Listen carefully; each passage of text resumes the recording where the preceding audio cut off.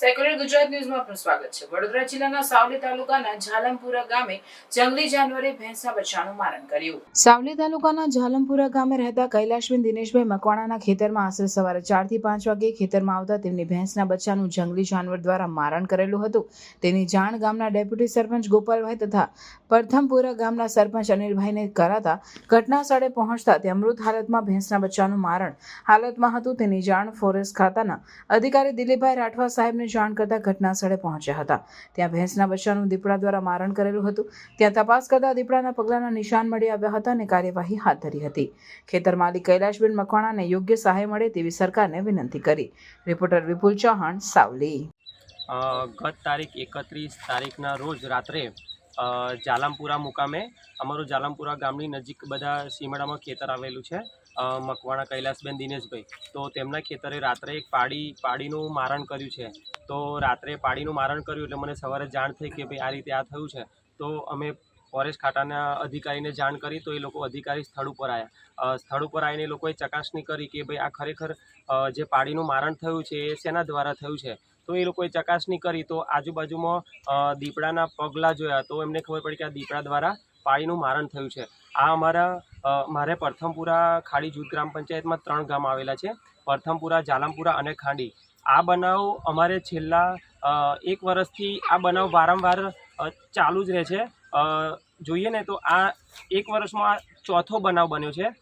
પહેલાં પણ આ અગાઉ 3 બનાવ બન્યા અને એમાં જોવા જઈએ ને તો કે ગામવાળા લોકો પણ અવારનવાર રાત્રે જોઈએ તો દીપડાના પગલાં પણ જોયા છે। અમુક લોકો તો અમારા શું છે કે જે પરથમપુરા, ઝાલમપુરા અને ખાંડી એ મહીસાગર નદીના કિનારે બિલકુલ આવેલું ગામ છે અને લોકોનો રહેવાસી પણ એમનો વસવાટ પણ નદી કે એમના ખેતરોમાં લોકો વસવાટ કરે છે। તો લોકોએ રૂબરૂ પણ ચકાસણી કરીને રૂબરૂ પણ દીપડાને જોયો છે અને એવું કહેવાય કે છેલ્લા ગત અઠવાડિયે પણ એક પાડીનું મારણ કરેલું છે। તો આ જે દીપડાનો ત્રાસ છે એ ખરેખર બહુ જ વધી ગયો છે। હવે તમને કહીએ કે આ લોકોએ છેલ્લા ઘણા સમયથી એમને રજૂઆત કરી, ફોરેસ્ટ અધિકારીને કહ્યું, ગ્રામ પંચાયતને કહ્યું, તો ગ્રામ પંચાયત દ્વારા મેં પણ મારા લેટર પેડ પર જાણ કરી છે છેલ્લા ગત અઠવાડિયે કે જે તે અધિકારી ફોરેસ્ટ અધિકારીને જાણ કરી કે ભાઈ અમારા જે આ 3 ગામ આવેલા છે એ ગામમાં છેલ્લા વર્ષ દરમિયાન દીપડાનો ત્રાસ બહુ જ વધી ગયો છે અને અમને એવું લાગે છે કે આ એક દીપડો નથી, આ ઓછામાં ઓછા 2 કે 3 દીપડા હોવા જોઈએ। કારણ કે એમાં જોઈએ તો ગત રાત્રે જો આ જે બનાવ બન્યો એમાં એકવાર જોઈએ કે પ્રથમપુરામાં જોયું હોય તો પ્રથમપુરાથી ખાંડી સુધી હવે આ બનાવ બહુ જ બની ગયા છે અને હવે અમને પણ ડર લાગે છે અને ખેડૂતો ઝાલમપુરા જે છે, ખાંડી છે અને પ્રથમપુરા એ ખેડૂતો બિલકુલ મહીસાગર નદીના કાંઠે જ રહે છે।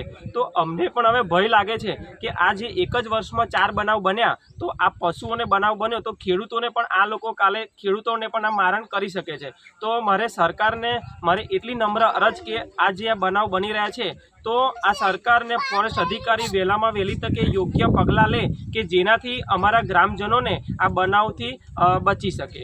હું પ્રથમપુરા ખાડી જૂથ ગ્રામ પંચાયત સરપંચ શ્રી રબારી અનિલભાઈ હરીભાઈ। સમાચારોની અવનવી અપડેટ્સ માટે જોતા રહો સેક્યુલર ગુજરાત ન્યૂઝ। સાથે સેક્યુલર ગુજરાત ન્યૂઝ ચેનલને લાઇક, શેર અને સબસ્ક્રાઇબ કરો અને બેલ આઇકોન દબાવીને સમાચારોની ઝડપી માહિતી મેળવો।